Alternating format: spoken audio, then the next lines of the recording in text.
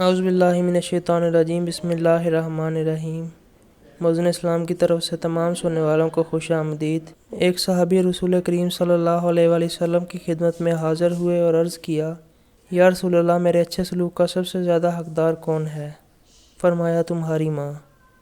پوچھا، اس کے بعد کون؟ فرمایا کہ تمہاری ماں۔ انہوں نے پھر پوچھا، اس کے بعد کون؟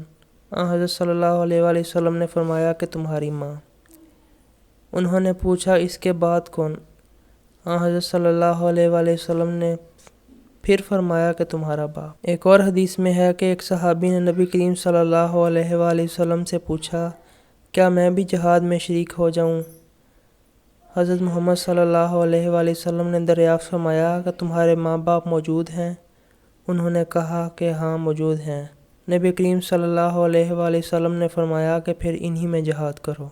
دوستوں، مزید ویڈیوز کے لیے ہمارے چینل موزن اسلام کو سبسکرائب کریں۔ شکریہ۔